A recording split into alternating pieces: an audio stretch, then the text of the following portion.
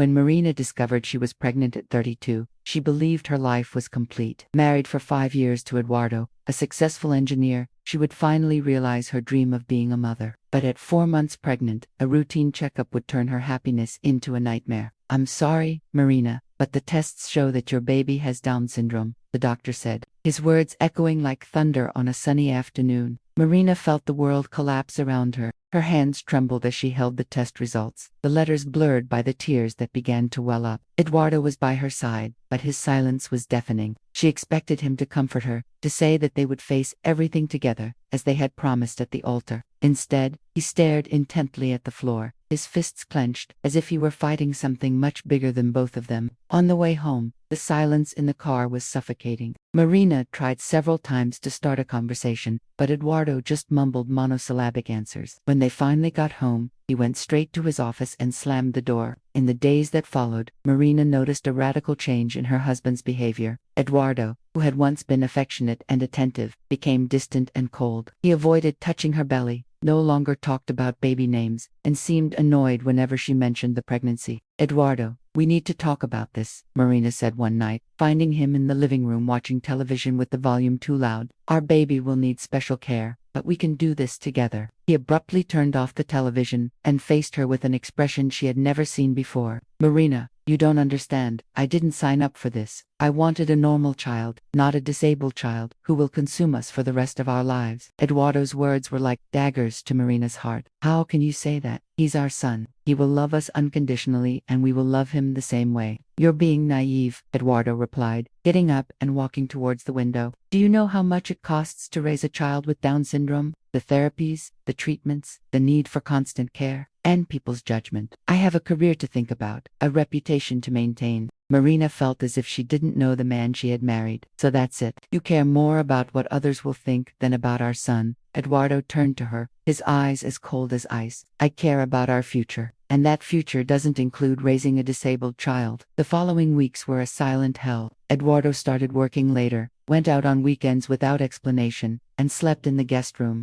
Marina felt like a stranger in her own home, carrying the weight of the pregnancy and rejection alone. One morning, waking up nauseous as usual, Marina went down to the kitchen and found a letter on the table. With trembling hands, she opened it and read the words that would completely destroy her life as she knew it. "Marina, I can't pretend everything is okay anymore. I can't accept having a disabled child. This is not what I wanted for my life. I'm asking for a divorce. My lawyers will be in touch. Don't try to find me." Eduardo, Marina, collapsed on the kitchen floor, sobbing uncontrollably. The man who had promised to love her in sickness and in health, in joy and in sorrow, had abandoned her at the moment she needed support the most. She was 5 months pregnant, alone, and feeling completely lost. At that moment, Marina placed her hands on her belly and felt the baby move for the first time. It was as if her daughter was saying, "Mommy, I'm here with you. We're not alone." Through her tears, Marina whispered, "I love you, my princess. We will get through this together." In the first few days after the abandonment, Marina could barely get out of bed. The feeling of betrayal was overwhelming, mixed with the fear of an uncertain future. But gradually, something inside her began to awaken, a strength she didn't even know she possessed. Her older sister Carla was the first to show up at the door when she heard about the situation. "Marina, you are not alone in this," she said, hugging her tightly. "We will get through this together, and your daughter will have the most loving family in the world." Marina's mother, Donna Rosa, a 62-year-old woman who had raised 3 children practically on her own after her husband's early death, arrived with 2 suitcases. "I came to stay here until the baby is born and until you feel safe again," she said, with that maternal determination that had always characterized her personality. "Mom, I don't know if I can do it," Marina confessed, her insecurities overflowing. "How am I going to raise a child with special needs alone? I don't even know where to start." Donna Rosa took her daughter's face in her hands. "My daughter, you are stronger than you imagine, and a child with Down syndrome is not a burden. It is a blessing in disguise. They teach us about unconditional love in a way that few can understand." Determined to prepare as best as possible for her daughter's arrival, Marina immersed herself in research on Down syndrome. She discovered that many of her conceptions were wrong, influenced by prejudice and lack of information in society. She met other mothers through support groups, courageous women who had faced similar challenges. One of them was Beatrice, the mother of an 8-year-old boy with Down syndrome named Gabriel.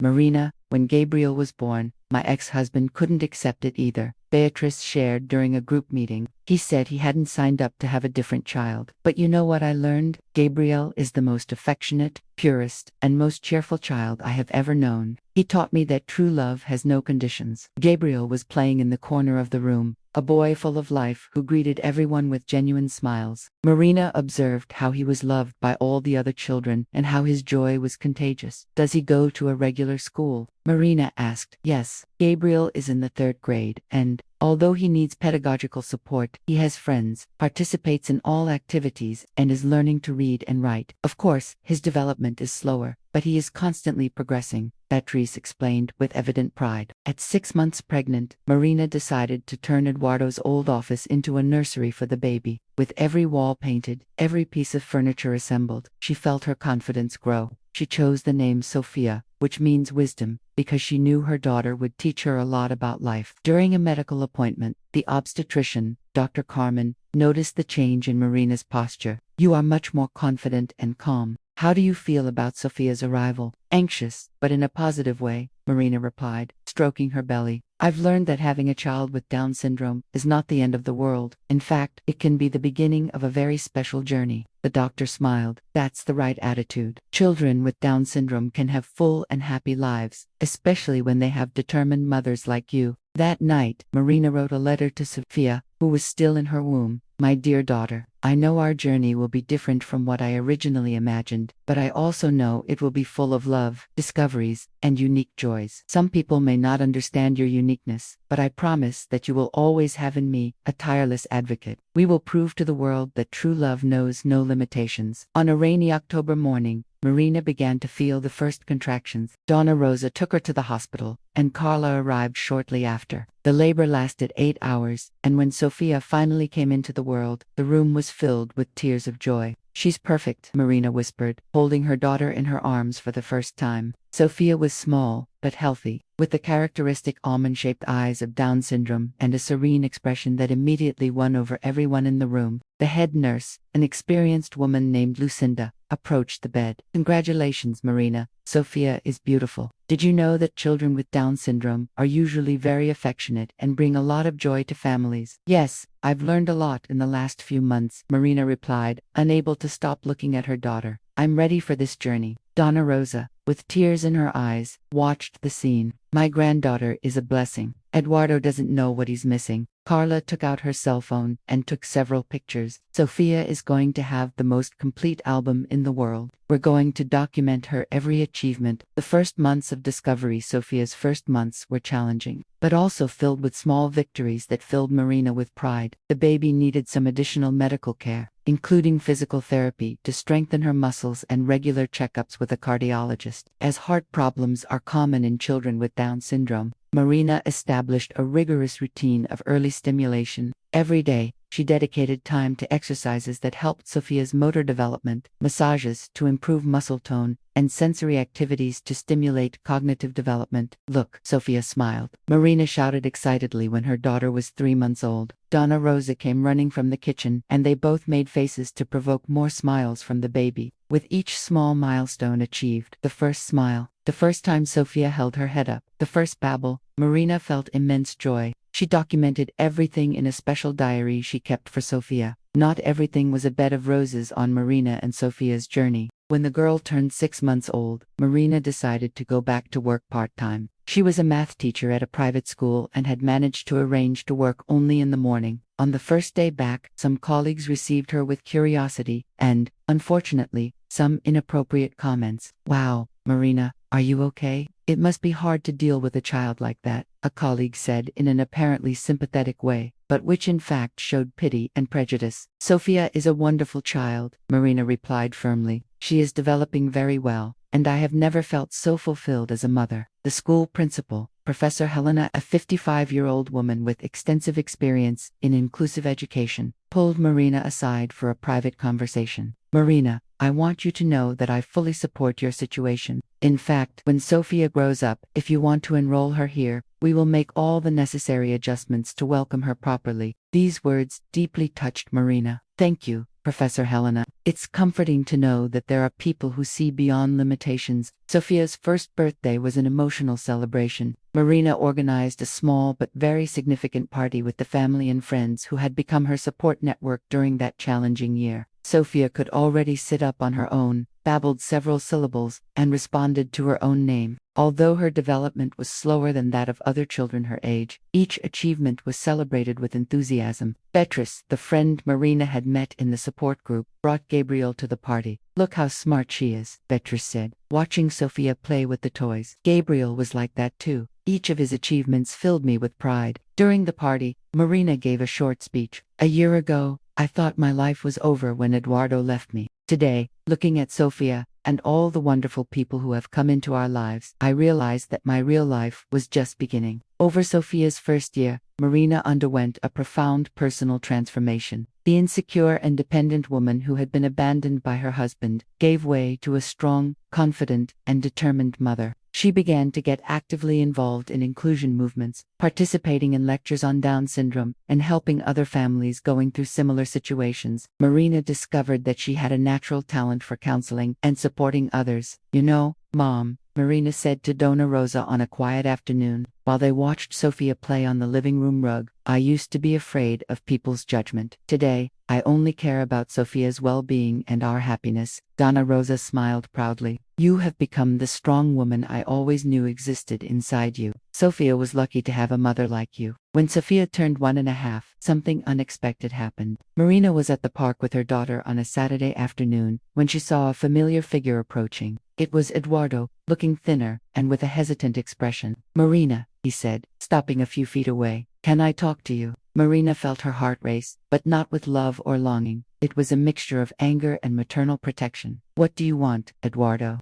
"I have thought a lot these past few months. I made a terrible mistake," he began, looking at Sophia, who was playing happily in the sand. She's beautiful." "Yes, she is," Marina replied dryly. "She's also smart, affectionate, and the happiest child I know. Too bad you missed the chance to find that out." Eduardo came closer. "Marina, I was scared. I didn't know how to handle the situation, but now, seeing you two, I realize I threw away the most important thing in my life." "Eduardo, you didn't throw it away. You chose to abandon us," Marina said, standing up and picking up Sophia. "When I needed you most, when our daughter needed a father most, you turned your back and left." The attempt at reconciliation, Eduardo continued to try to get closer in the following weeks. He would show up at the park when he knew Marina would be there with Sophia, send flowers, and leave cards asking for an opportunity to talk properly. One night, he called Marina. "Please, give me a chance to explain. I know I acted like a coward, but I want to try to get our family back." Marina took a deep breath. "Eduardo, do you have any idea what I've been through? You left me pregnant, scared, and alone. I had to learn everything about Down syndrome on my own, face people's prejudice on my own, go through sleepless nights on my own. Sophia doesn't even know you as a father. I know, and I deeply regret it, but I can change. I can learn. Give me a chance to get to know my daughter," Eduardo begged. Marina looked at Sophia, who was sleeping peacefully in her crib. "Eduardo, you can try to get to know Sophia, if she wants to get to know you when she's older. But as for us, there is no us anymore. You lost that right when you abandoned me."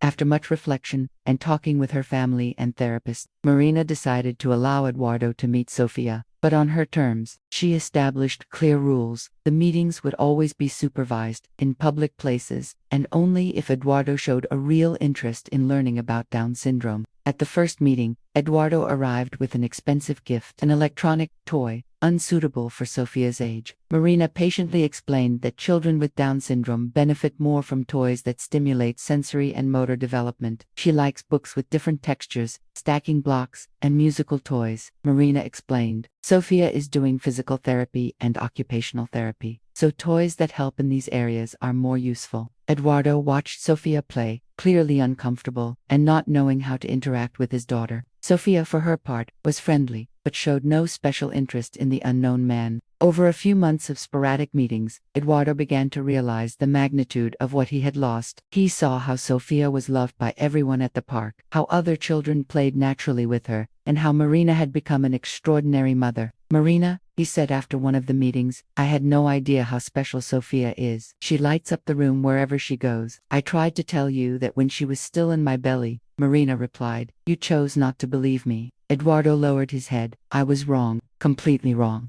I missed the first years of my daughter's life out of pure prejudice and cowardice. Yes, you did, Marina confirmed. And those are years that don't come back, Eduardo. They are unique moments. The first time she smiled, her first word, her first steps. All of that happened without you. While Eduardo struggled with his regrets, Marina had built a new, solid, and happy life. Sofia, at 2 years old, attended an inclusive daycare where she was adored by the educators and classmates. She was starting to talk and, although with some difficulties, could communicate her basic needs. Marina had also found love again. She met Roberto, a physical therapist who worked with special needs children. During one of Sofia's therapy sessions, Roberto was kind, patient, and immediately fell in love with both Marina and Sofia. Roberto understands our routine, respects our needs, and most importantly, loves Sofia as if she were his own daughter, Marina told Carla. He doesn't see Sofia as a problem to be solved, but as a special child to be celebrated. When Eduardo found out about Marina's new relationship, he made one last attempt. Marina, we have a history together. We are Sofia's biological parents. That has to count for something. Marina faced him serenely. Eduardo, having contributed genetically to Sofia's existence, doesn't make you her father. A father is someone who is present, who takes care of her when she is sick, who celebrates every small achievement. Roberto has been more of a father to Sofia in 6 months than you have been in her entire life. 2.5 years after the abandonment, Marina had become a reference in her community as an advocate for the rights of people with Down syndrome. She gave lectures in schools, participated in local television programs, and had even written a blog that helped other families. Sofia, now 3 years old, was a cheerful, affectionate, and personality-filled child. She attended a regular school with specialized support, had friends, practiced swimming, and was learning to ride a bike with training wheels. Eduardo continued to try to insert himself into their lives, but his attempts seemed more motivated by guilt and what other people thought than by genuine love. He had remarried, but the marriage was not going well, and some friends had commented on how he had abandoned a special daughter. Do you know the difference between you and Roberto? Marina said to Eduardo during one of their last conversations. Roberto chose me knowing exactly who I was and who Sofia was. He loves us with our peculiarities, our challenges, and our joys. You only want to come back now because you realize you made a mistake, not because you really love us. At 4 years old, Sofia had become an extraordinary child. She could communicate well, although she still had some pronunciation difficulties, loved books, and had developed a special passion for music. Marina had enrolled her daughter in adapted piano lessons, and Sofia showed real musical talent. At a school performance, Sofia sang a song about friendship that moved everyone present. Eduardo was in the audience, invited by Sofia, who had begun to understand that this man was her biological father, but not her daddy of the heart, a term she used to refer to Roberto.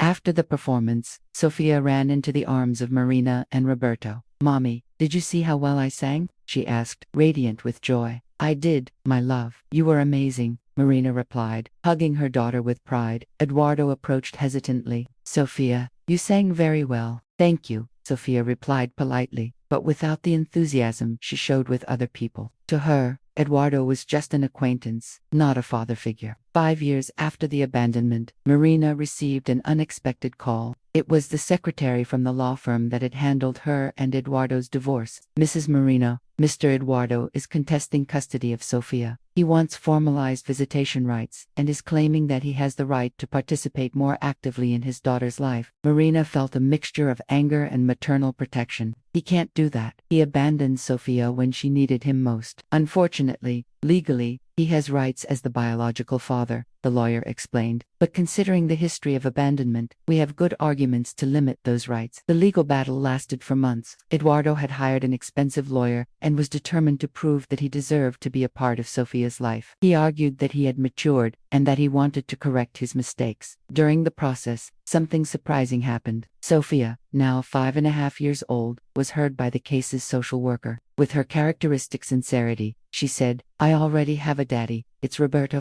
He teaches me to swim, reads stories to me, and takes care of me when I'm sick. I don't know the other man very well. The judge, an experienced woman in family cases, carefully analyzed the entire situation. She considered Eduardo's initial abandonment, Sofia's healthy development, the stability of the family that Marina had built with Roberto, and, above all, the child's well-being. Mr. Eduardo, the judge said during the final hearing, While I recognize your biological rights, I cannot ignore the fact that you abandoned your daughter at a crucial moment. Sophia has developed healthy emotional bonds with her mother and Roberto. Forcing a coexistence that she does not desire would be detrimental to her development. The decision was that Eduardo would have the right to supervised meetings once a month, if Sophia wished. But Marina would maintain full custody and the right to make all important decisions about her daughter's life. Marina left the courthouse feeling finally free. Justice had recognized that being a father goes far beyond biology. It's about presence, love, dedication,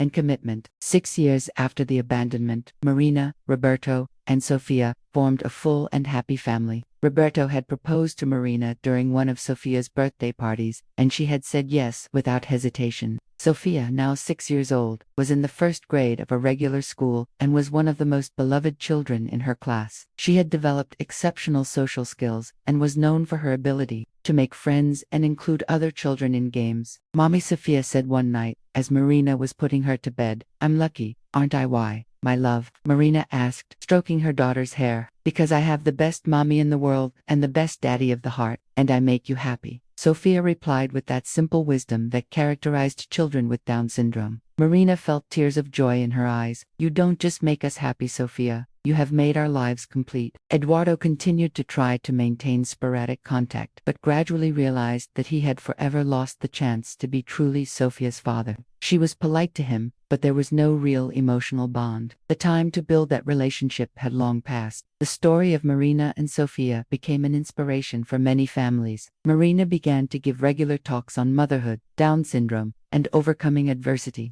She always ended her presentations with the same message: "When Eduardo abandoned me, I thought my life was over. Today, I realize it was just beginning. Sophia taught me that true love has no conditions, that happiness does not depend on perfection, and that the strength we need to overcome adversity has always been within us, waiting to be discovered." Sophia grew up knowing her story, understanding that she had been abandoned by her biological father, but also knowing that it did not define her worth. She learned that families are formed by love, not just by blood, and that her special condition made her unique, not inferior. Roberto officially adopted Sophia when she was 7 years old. During the ceremony at the registry office, Sophia held Marina's hand with one hand and Roberto's with the other, symbolizing the united family they had become. Eduardo, who had been invited to the ceremony by Sophia, who always showed surprising generosity, watched from a distance, finally understanding completely what he had lost. He saw the genuine happiness on his biological daughter's face, Marina's serenity, and Roberto's true paternal love. At that moment, Eduardo understood that true love is not about possession or biological rights. It's about choice, dedication, and constant presence. He had made his choice years ago, and now he had to live with the consequences. The story of Marina, Sophia, and Roberto proves that sometimes the greatest betrayals can lead to the greatest blessings. Eduardo's abandonment, although painful, allowed Marina to discover her true strength and find a family based on unconditional love. Sophia grew up in an environment where her Down syndrome was never seen as a limitation, but as a special characteristic that made her unique. She learned from an early age that she was loved exactly as she was, that she had unlimited potential, and that she could achieve any goal she set for herself. Emotional justice came not through revenge or punishment, but through the construction of a full and happy life. Marina didn't need to prove anything to Eduardo or to society. She simply lived authentically,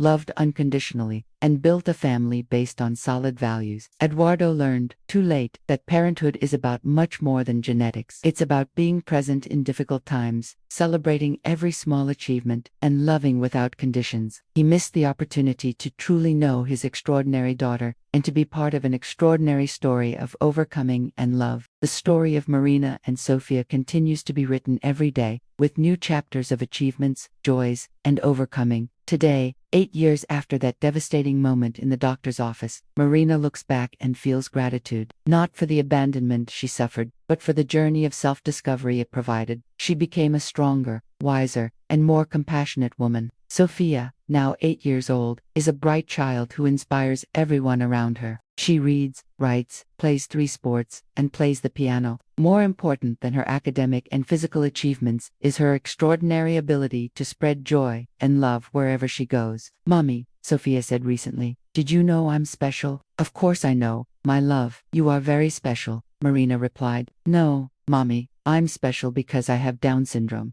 and that makes me see the world differently. I see more colors, I feel more love, and I make more friends," Sophia explained with that pure wisdom that always surprised Marina. Roberto, who had officially become Sophia's father, watched the conversation with a smile on his face. "You know, Marina, we are the lucky ones to have Sophia in our lives." Eduardo still lives in the same city, but his attempts to get closer to the family have diminished over the years. He realized that his presence was neither necessary nor desired, and that insisting would be harmful to everyone, especially Sophia. He remarried, but never had other children. Some close to him say that he carries the weight of regret every day, especially when he sees pictures of Sophia on the social media of common acquaintances, a beautiful, intelligent, and happy girl he chose not to know. Marina, for her part, transformed her pain into purpose. She founded an NGO that supports families of children with Down syndrome, especially single mothers facing abandonment and prejudice. Hundreds of families have already benefited from her work. "Every family we help is a victory against prejudice and abandonment," Marina often says in her lectures. "Every child who grows up knowing they are loved and accepted is proof that true love always wins." This story invites us to reflect on our own prejudices and how we would react in challenging situations. Would we have Marina's courage? Would we make Eduardo's mistake? Eduardo's abandonment was not just a betrayal of his wife and daughter. It was a betrayal of the very human values of compassion, loyalty, and unconditional love. He missed the opportunity to know one of the most special children in existence and to participate in an extraordinary journey of growth and overcoming. Marina, on the other hand, discovered that true strength comes not from the absence of difficulties, but from the ability to face them with love, determination, and faith. She transformed what could have been the worst experience of her life into the most transformative and meaningful. Sophia grew up knowing that she is loved not in spite of her Down syndrome, but including it. She learned that differences are not defects, but characteristics that make us unique and special. And most importantly, she grew up in a home full of true love, where every day is a celebration of her existence. The emotional justice of this story came not through punishment or revenge, but through the construction of a full and meaningful life. The best punishment for Eduardo was to realize what he had lost, not through Marina's words, but by seeing from a distance the genuine happiness of the family he chose to abandon.